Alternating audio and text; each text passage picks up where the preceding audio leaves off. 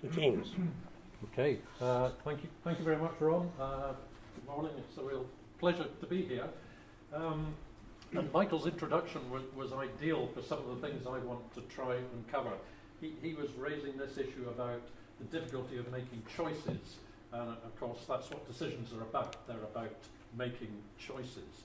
As Ron said, it's a little bit embarrassing perhaps to be described as previously something in the notes for the conference, but I think I was asked to give this short talk while I still was Chief Executive of SEPA, so maybe it's justifiable. I've drawn very heavily on an awful lot of SEPA information and data in what I'm going to cover, but equally I'm no longer a SEPA staff member, so anything I say is entirely mine and doesn't represent the agency.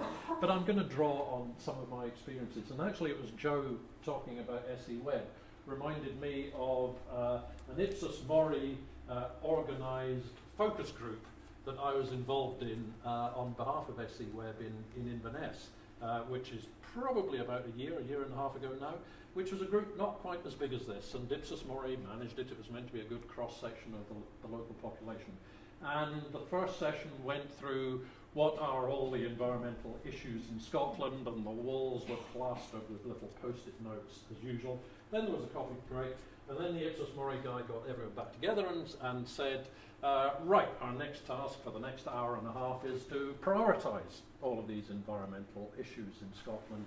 And I was just bowled over by the fact that the people of Inverness just said, no, we can't prioritise it. Every single issue on the wall there matters, and every single issue is connected to every other issue.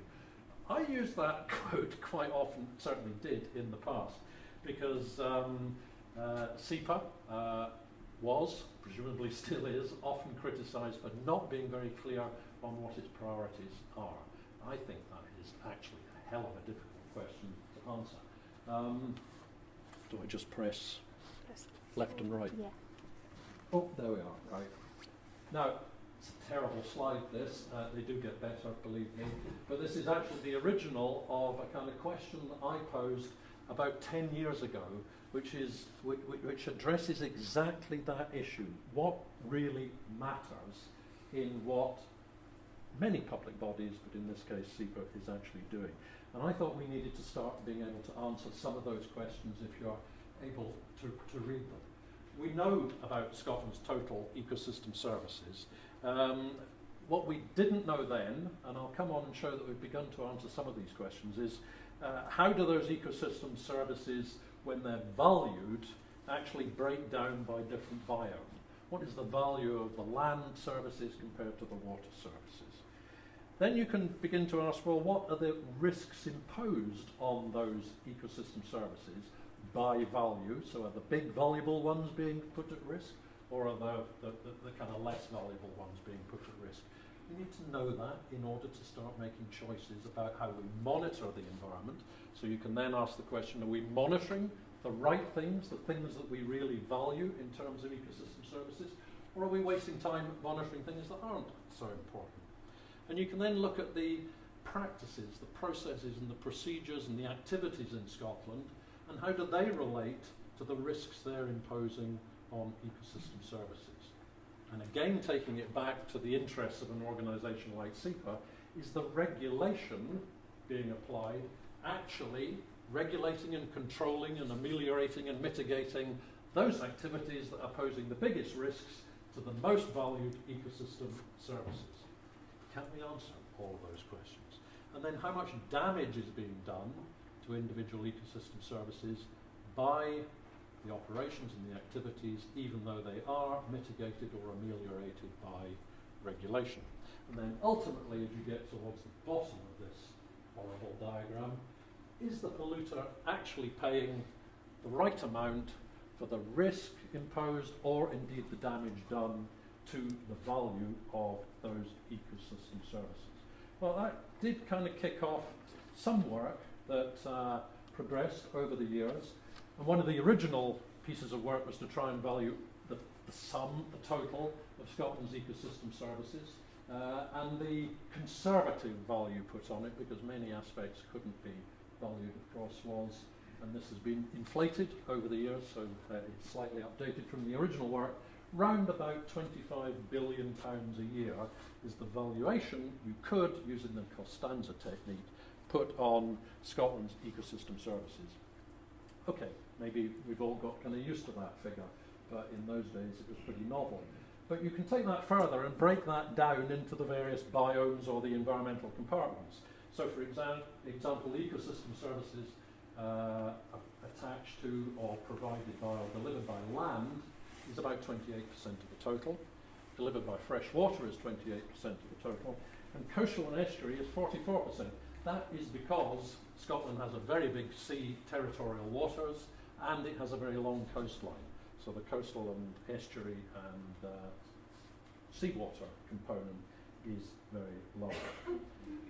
Now, my job is to try and show how you can begin to use some of this information as that flow diagram was suggesting in terms of making decisions, making choices. Some of this work was originally used very internally within SEPA to see if the balance of regulation and scientific effort within the agency actually matched the value of the ecosystem services that organisation is charged with protecting. Well, it wasn't bad on terms of the regulatory effort, but in terms of the scientific effort, it was very much out of proportion. Far too much scientific effort going into the water environment relative to the valuation of the ecosystem services compared to the other environmental compartments. And that was one justification for quite radical changes around the provision of scientific services, advice, laboratory analysis, monitoring, sampling and so on within the agency. You can then do some other quite interesting calculations that led on from that. And I've just updated these figures. That the current kind of estimate the Scottish Government spend in 15-16 on environment is round about £250 million a year for that kind of range of organisations and services. And that is, if you think back to the previous slide, used to protect ecosystem services that we've put a valuation on of 25 billion. So each £1 spent by Scottish Government is actually protecting £100 worth of services. That's not bad. And another calculation that I quite often did was to compare that to a much smaller environment, which might be my house. Now I know roughly what I could rent my house out for. I certainly know how much I spend on insurance cover for my house. And it's about 5%. 5% of the rental I could generate from my house would pay for the insurance premium annually. And it seems to me that it begins to take you into a way of thinking that is quite radically different. You could regard environmental protection and the payment for environmental protection as being the payment of an insurance premium to make sure that the ecosystem services continue to be delivered. So that's the kind of direction it began to take some of our thinking.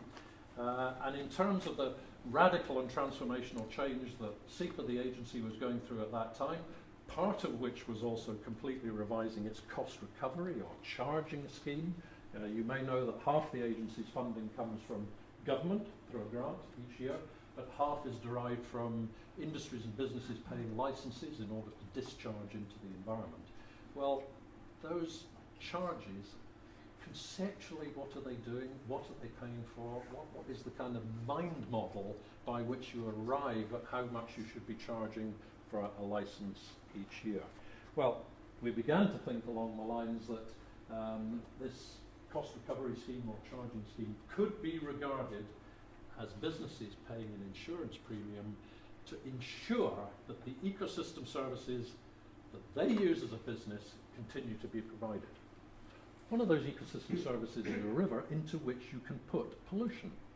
Okay, that river needs to be good enough that it can self-clean. It needs to be healthy enough that if you put a pollutant into it, it will self-clean. It can absorb that level of pollution. So that is an ecosystem service. To me, it's important to think that way because it goes back to what that focus group in Inverness said. Everything is interconnected.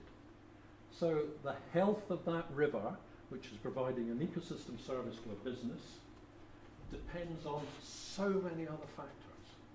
It depends, for example, on air emissions, maybe transfrontier air emissions, which might acidify, might damage the river to such an extent that you can no longer put pollution into it because it doesn't have the resilience and the capacity to take it. That is a completely different way of thinking from the previous charging scheme, or cost recovery scheme of the agency, which was based on the fact that if somebody pays £10,000 a year for a licence, then the agency must demonstrate that it does exactly £10,000 worth of work each year in relation to that licence and discharge. So if you've got a great company that is performing very well, going beyond compliance, highly responsible in its environmental management, you still have to do £10,000 worth of work relative to whether that discharge is damaging the river. So the classic example would be diffuse pollution, diffuse agricultural pollution, diffuse urban pollution, which could be damaging the river, could be threatening the ecosystem service of that river being able to absorb pollution from the business. You're not allowed to use the charge from that business to do work on diffuse pollution under those existing cost recovery schemes. Nobody was paying for work on diffuse pollution other than straight from government.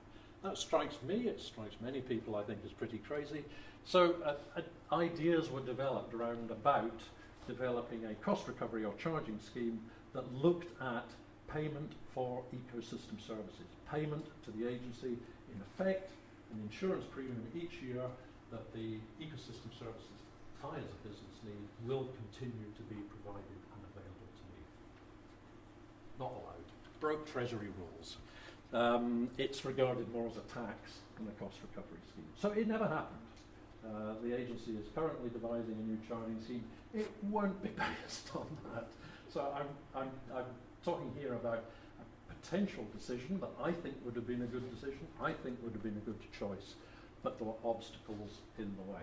I still believe it is hugely important that Scotland begins to think about how to apply and use payment for ecosystem services. It's absolutely vital in a number of areas, and perhaps particularly in flooding. So I'm going to move on to a couple of areas where ecosystem thinking, I was trying to pick up the right definitions there, is it the ecosystem framework, did I get that right, is applied in real life and is beginning to help inform proper, good, robust decision making. And around flood risk strategies is one, the strategic environmental assessment of flood risk strategies, which was considering all of these potential mechanisms for mitigating and alleviating flooding, are very much based on an ecosystem service approach. And as I said, ultimately, if we're going to use natural flood management effectively in Scotland, we're going to have to arrive at some sort of scheme to pay for the ecosystem service that is flood mitigation. So the SEA of Scottish Flood Risk Strategy fully embraced this kind of thinking across all of these possible mitigation factors. But it's maybe better to look at one particular example. And again, this replicates some of the earlier talks about how this way of thinking can really enhance decision making. And this is an extract from an assessment in one of the catchments in the Highland local plan area. This is the River Thurso, where there are flooding issues. And this is comparing one approach, which might be to enhance the upland wetlands, the peat bogs in the upper part of the catchment, versus potentially building a flood barrage down near the developed areas. And you can begin to do this kind of multi-criteria analysis here, showing where there's significant ecosystem benefit or significant ecosystem disbenefit. And you can see lots of pluses, lots of green boxes there when it comes to addressing rebuilding and enhancement of the peatland areas in the upper catchment in terms of carbon storage, obviously vitally important, but also in terms of water quality, mitigating flows so there's more slower runoff if you've got healthy wetlands, erosion protection, obviously, for the same reason, and recreation. Lots and lots of advantages to that. On the other side of the balance sheet, if you're going to start pouring concrete and building flood protection barrages and so on in the lower part of the catchment, clearly you're going to be releasing lots of carbon just through the concrete and the engineering works, and you're not going to do much for water quality. So you can begin to get an analysis that is genuinely useful in terms of arriving at decisions which ultimately inform your choices. User feedback with this kind of approach, which is now firmly embedded as well in the development of flood risk strategies, is very positive.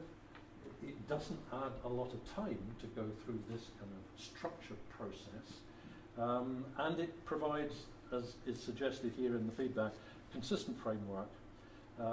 It's more relevant to the local area, and the final assessment is better justified.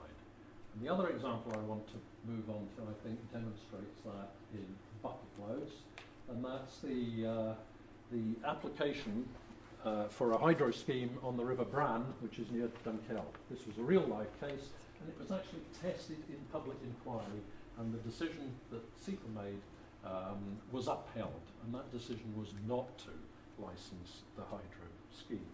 But that's a real dilemma. We want hydro schemes, but equally there's going to be a downside on the potential damage to the river. So there's a tool, a fancy software tool now that SEPA uses that can identify the ecosystem services along watercourses. This is for the River Bran. Clearly there's lots of ecosystem services there that are things like kayaking, fishing, the historic environment, all present on that particular river. Not every ecosystem service are, so there's some blanks there.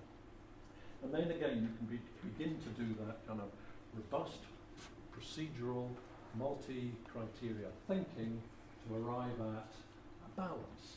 And again, it's a kind of balance sheet, the pros and the cons.